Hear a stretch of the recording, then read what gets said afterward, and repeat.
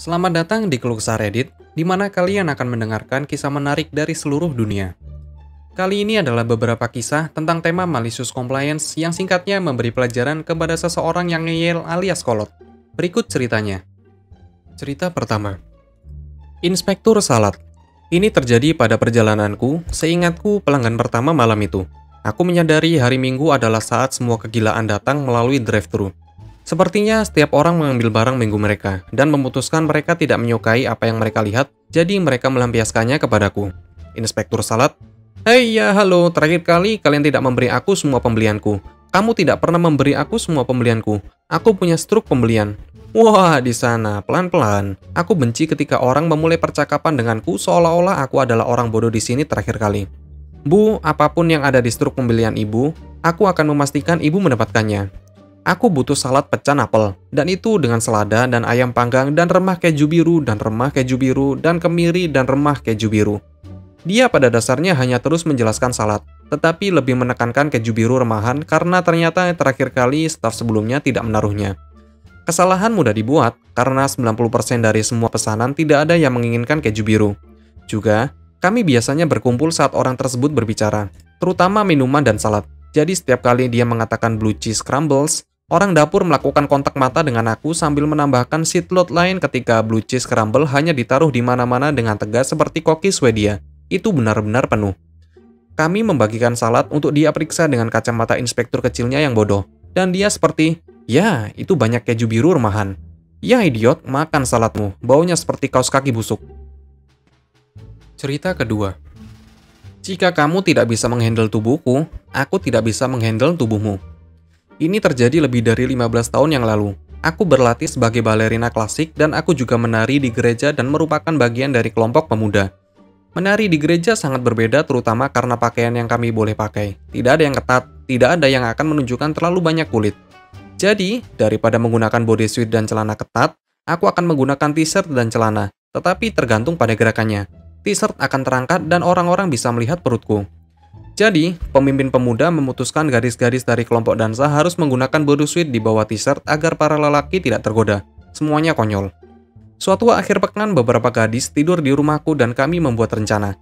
Maka pada hari Minggu pagi, kami berbicara dengan tokoh pemuda tersebut. Kami menjelaskan kalau kami mengerti kami harus menutupi tubuh kami, terutama karena kami merasakan godaan pada tubuh anak laki-laki. Pedansa pria selalu menggunakan celana rendah, menunjukkan pakaian dalam dan perut. Itu sulit bagi kami, para pedansa perempuan.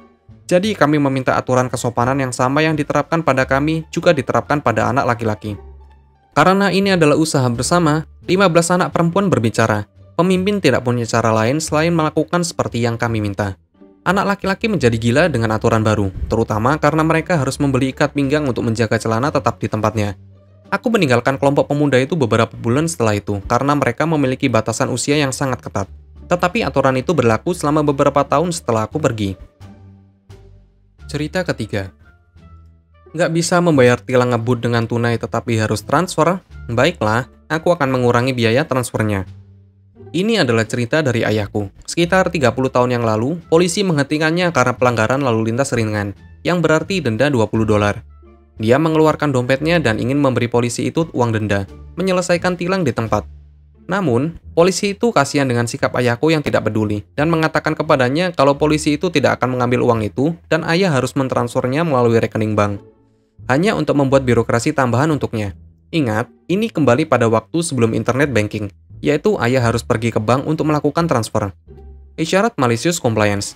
Transfer memiliki biaya 19 sen, jadi ayah mengirim mereka 19,81 bukannya $20, karena dendanya adalah $20 dan tidak boleh $20,19.